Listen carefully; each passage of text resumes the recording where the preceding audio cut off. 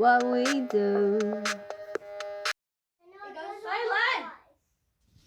I met Sam Neho around the time of my abortion in Wellington in 2001.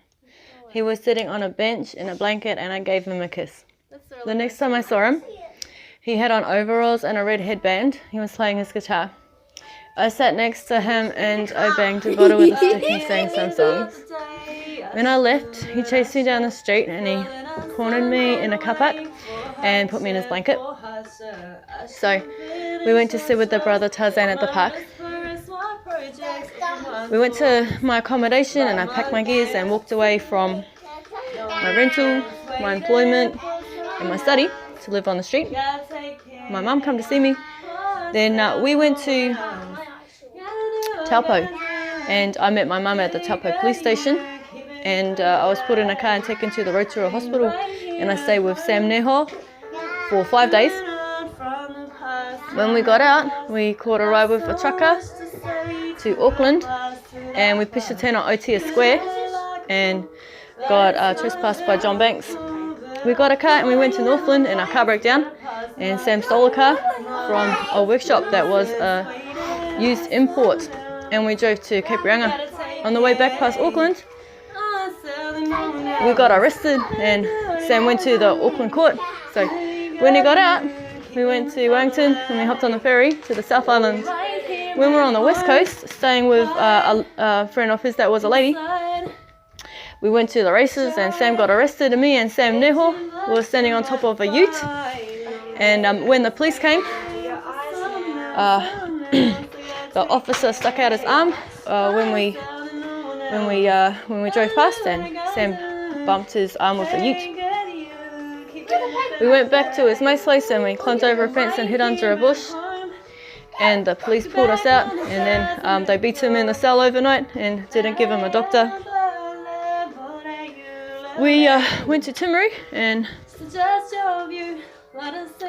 Ray died, and I got pregnant, so then we left Timaru and we walked out of town. We went to Ashburton, caught a ride, and while we were in Ashburton at the market, we met an Incan, and his name was Chili, and he might have been from Peru, and we got a job selling ponchos at the market. We went to Christchurch Square and the AMP show, and he dropped us off in Picton. We caught the ferry back to Wellington, and I got picked up 5 months pregnant for mental health. We got a rental in Pararua, and that's where Mahana was born. Yeah. And Sam was working in earth moving, and I had a miscarriage and left him. That was the story of my escapades with Sam Neho.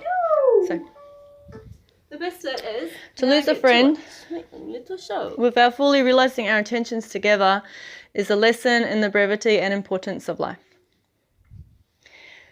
The separation of death causes a tension which will only be resolved through a death of my own. Look at Jeff. I knew Sam through the funnest and hardest years of my early adulthood. I've gained the skills, the insight and the motivation to continue to endeavour to make a positive contribution to society, our communities and family. I owe an apology for the callousness that I ended a relationship that I thought was inappropriate.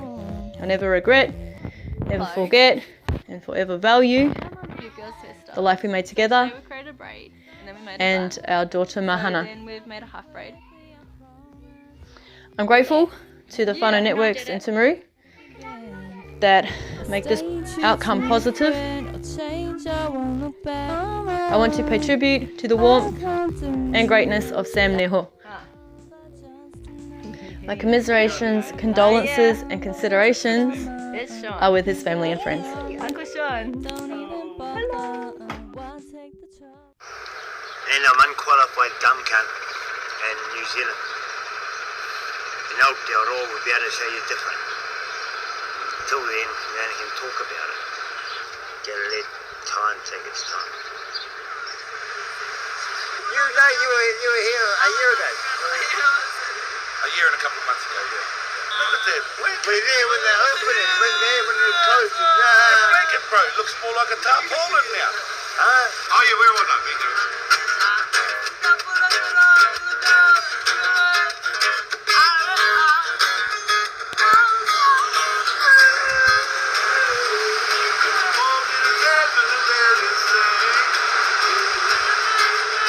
From the south, I bring the train.